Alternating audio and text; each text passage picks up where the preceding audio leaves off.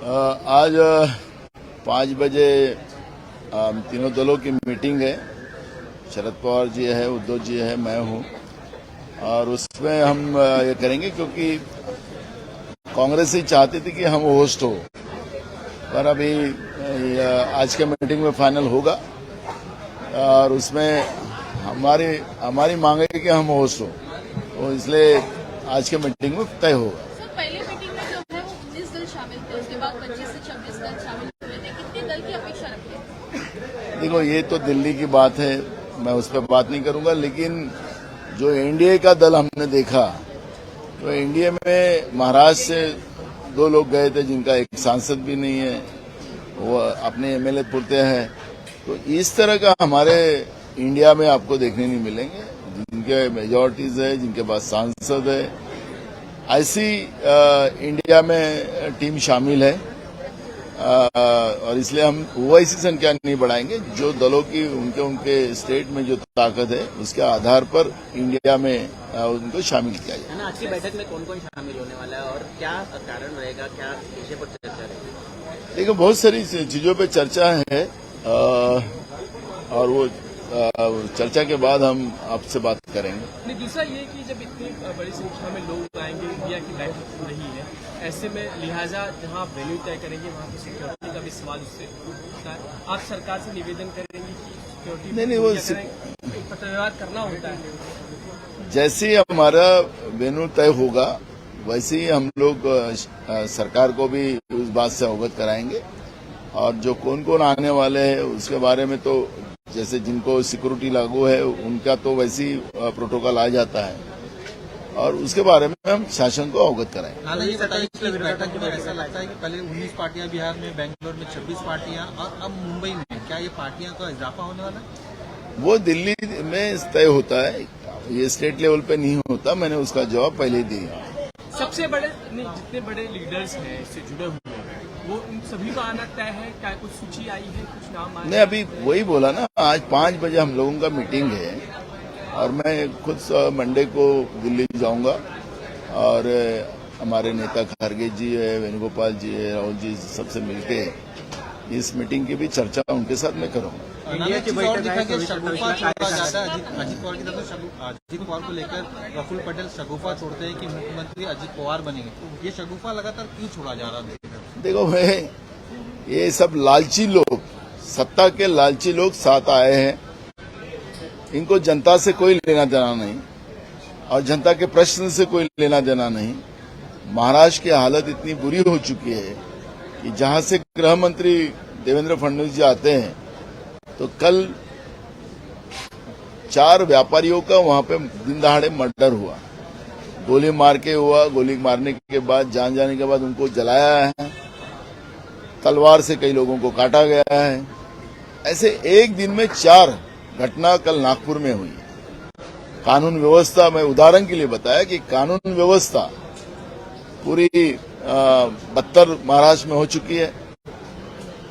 किसान की हालत खराब है, युवाओं को लूटा जा रहा है नौकरी के नाम से। ऑनलाइन कल हमारे अभिजीत वंजारी जी ने विधान परिषद में मुद्दा उठाया था कि ऑनलाइन जिस तरह से जुआ खेला जा रहा है, जिसे राज्य की जनता को, राज्य के युवाओं को लूटा जा रहा है।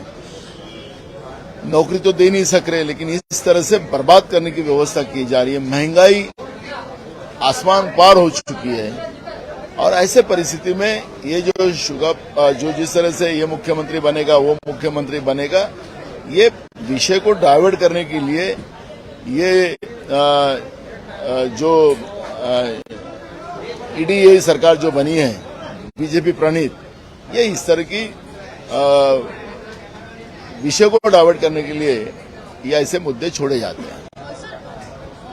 इन्होंने एक ट्वीट किया है, इस ट्वीट में उन्होंने कहा है कि अमित शाह ने कहा है कि जो मणिपुर का वीडियो आया वो मोदी सरकार की इमेज डैमेज करने के लिए आया, जबकि बहुत बुरा है और मोदी सरकार को इमेज की पड़ी है और महिलाओं की नहीं। देखो, मोदी जी और अमित शाह जी और बीजेपी, ये बीजेपी दल जो है वो इवेंट बाज दल है। लोग मरे या जिए उनसे कोई लेना देना नहीं।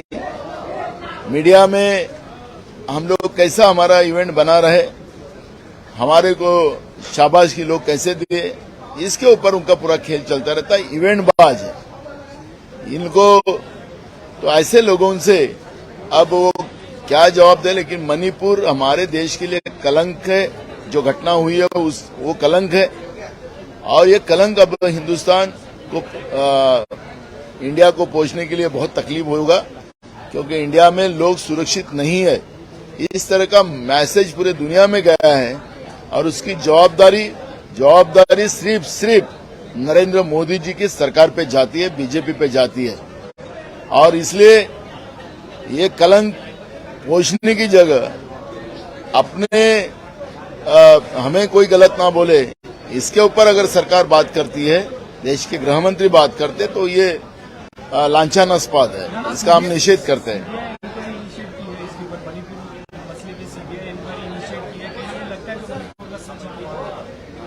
देखो, सीबीआई तो महाराष्ट्र के भी वो राजपूत अपने जो फिल्म स्टार थे उनके बारे में भी सीबीआई की इंक्वायरी बनी, पुलवामा के बारे में भी सीबीआई की इंक्वायरी लगी है।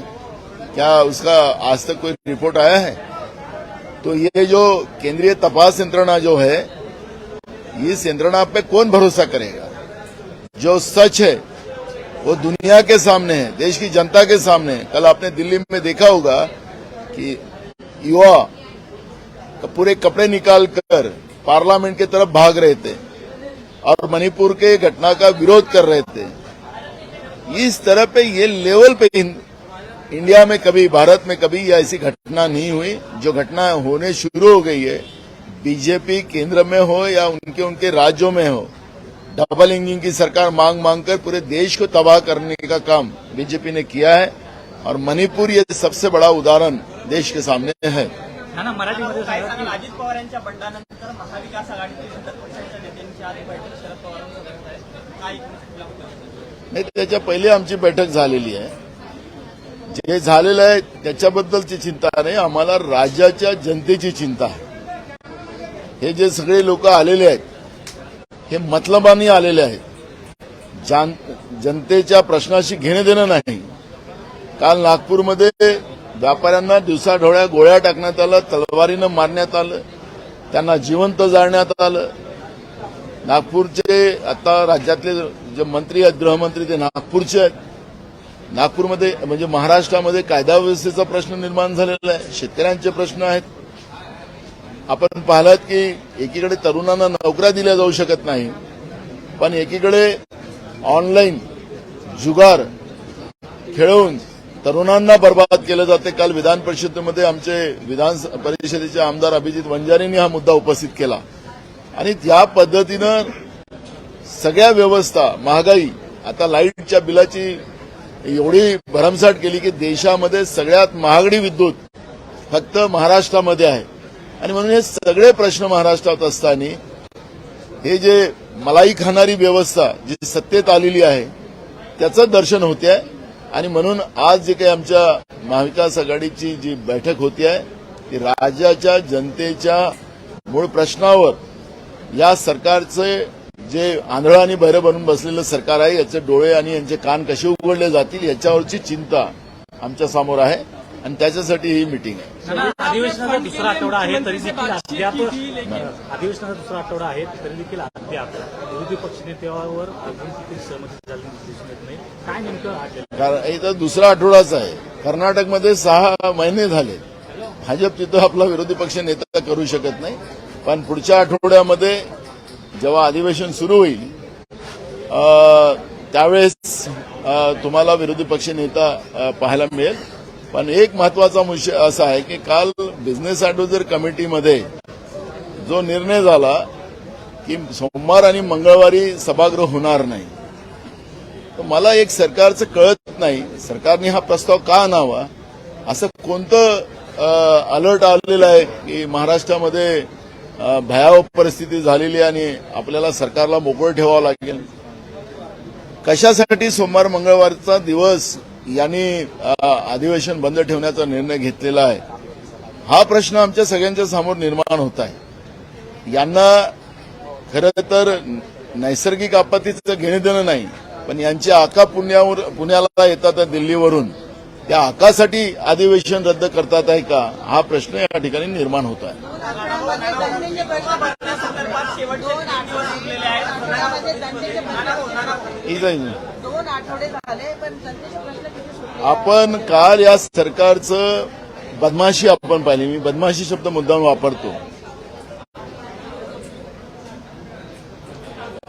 SRA साठी एक नवीन कायदा तयार करण्याच्या बाबतचं 2 दिवसाच्या पहिले सरकारने घाईघाईमध्ये बिल आणलं आणि त्यांना आम्ही विचारलंय की ऍडव्होकेट जनरलला आपण विचारलं का हा कायदा आणत असताना, चर्चा झाली का कायदेशीर, आणि सभागृहात सरकारने सांगितलं, मंत्र्यांनी सांगितलं की आम्ही सगळं तपासून या पद्धतीचा कायदा आणतोय, लोकहिताचा कायदा आहे असं ते सांगत होते आणि लोकहितासाठी आम्ही तो कायदा पारित करवला.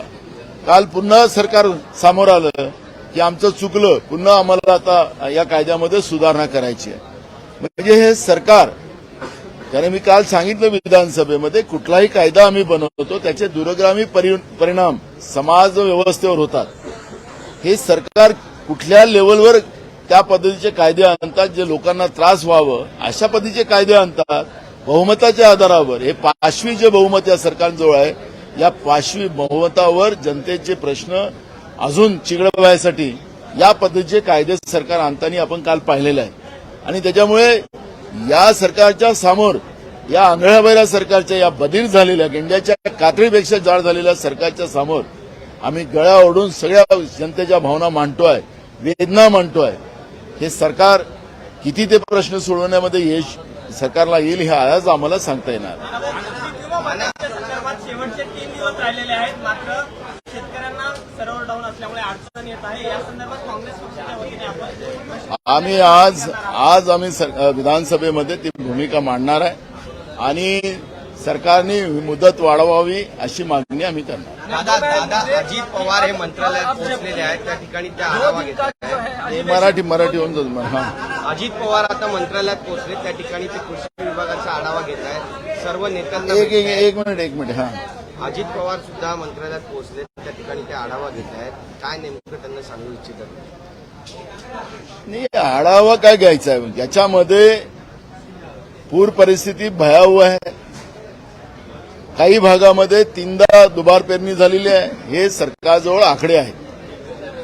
हे सगळे आकडे असताना सुद्धा सरकार ह्या आढावा घेणं आणि सर्व्हे घेण्याच्याच याच्यात राहील तर तिथपर्यंत शेतकऱ्यांच्या आत्महत्या वाढतील.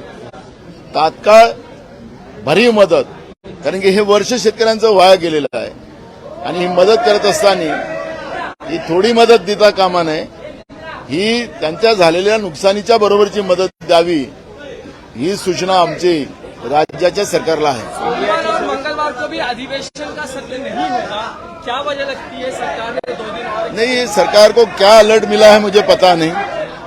क्या भूकंप आने वाला है उसकी ये हुआ है, और जो भी हमने अंदाज बनाया उसमें यही पता चला कि इनके आका आ रहे दिल्ली से पुणे के लिए, और उसके लिए विधिमंडल का अधिवेशन ही रद्द कर दिया है 2 दिन के लिए. ये आका की कितनी चिंता है, और लेकिन राज्य की जनता की चिंता नहीं है, उसमें स्पष्ट होता है.